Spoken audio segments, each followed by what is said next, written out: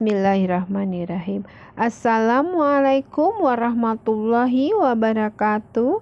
Anak soleh soleha, bagaimana kabar kalian hari ini? Ibu Ida doakan semoga semua dalam keadaan sehat. Amin ya rabbal alamin.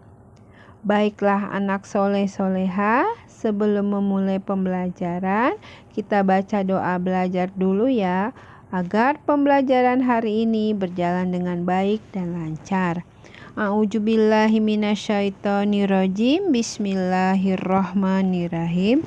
Raditu billahi rabba wabil islami dina wabil muhammadin nabiyya wa rasula rabbi zidni ilman warzuqni fahman, yang artinya, kami ridho Allah Subhanahu wa Ta'ala sebagai Tuhanku, Islam sebagai agamaku, dan Nabi Muhammad sebagai Nabi dan Rasulku.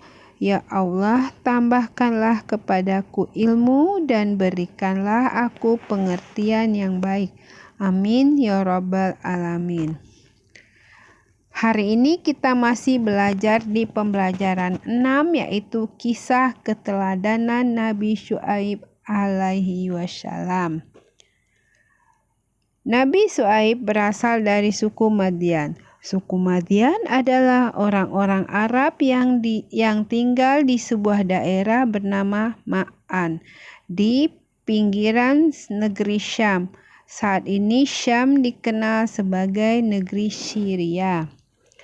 Penduduk Madyan terdiri dari orang-orang yang tidak mengenal Allah, Tuhan yang Maha Esa.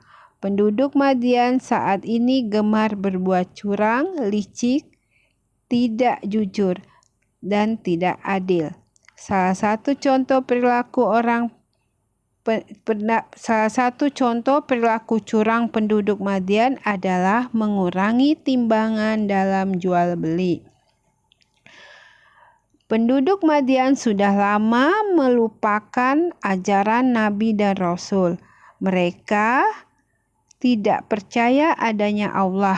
Mereka menyembah hutan dan aikah.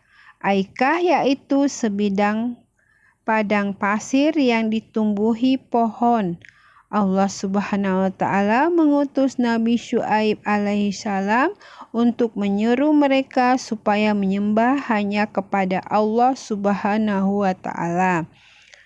Allah berfirman dalam surat Hud, surat 11 ayat ke-84, yang artinya, dan kepada penduduk Madyan kami utus saudara mereka Syuaib. Dia berkata, wahai kaumku, sembahlah Allah.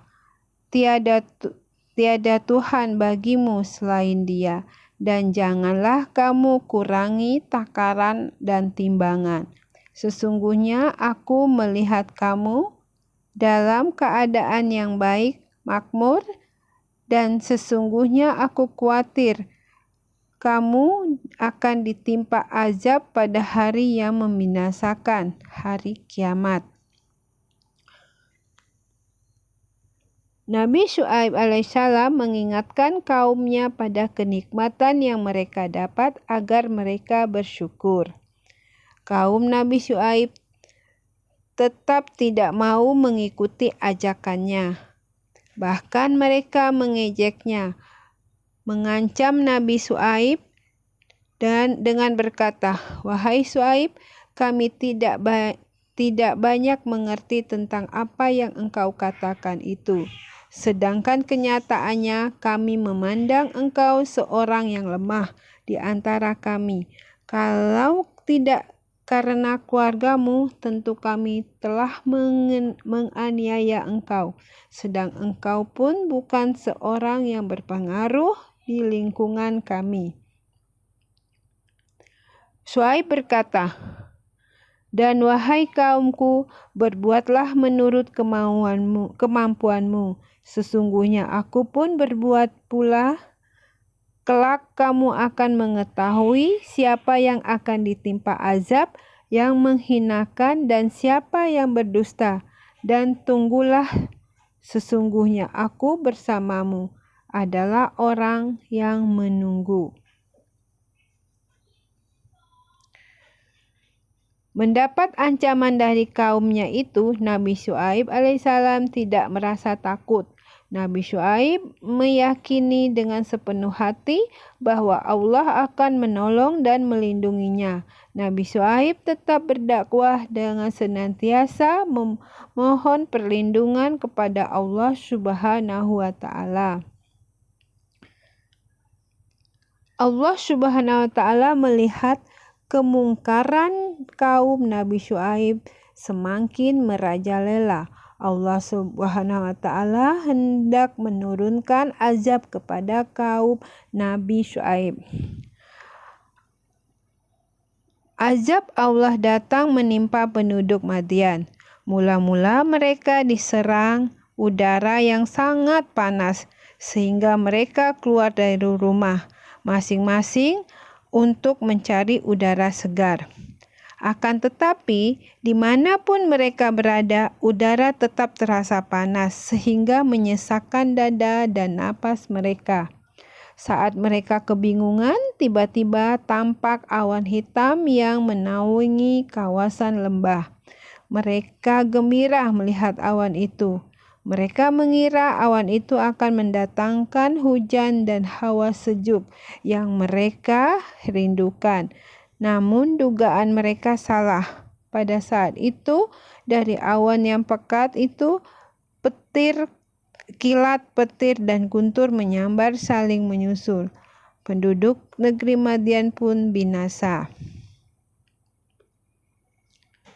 Nah, dari kisah itu kita dapat meneladani Nabi Syuaib alaihissalam. Yang pertama, melaksanakan perintah Allah Subhanahu wa Ta'ala. Nabi Syuaib telah melakukan amanah dan dari Allah, yaitu berdakwah. Yang kedua, mengingatkan teman agar berbuat baik. Nabi Syuaib alaihissalam selalu mengingatkan kaumnya agar tidak curang dalam berjual beli. Yang ketiga, bersemangat dan tidak putus asa. Dalam berdakwah, Nabi Syuaib selalu bersemangat dan tidak putus asa walaupun kaumnya menentang. Nah, setelah pelajaran tadi, setelah kita menyimak apa yang cerita Nabi Syuaib, maka kalian ayo berlatih, kalian kerjakan 5 soal di bawah ini. Kerjakan di buku tugas kalian, kemudian dikumpul ke ibu ya nak. Semoga apa yang kita pelajarin hari ini bermanfaat bagi kita semua. Ibu cukupkan sekian materi kita hari ini. Semoga dapat membantu pembelajaran kalian dalam pelajaran hari ini.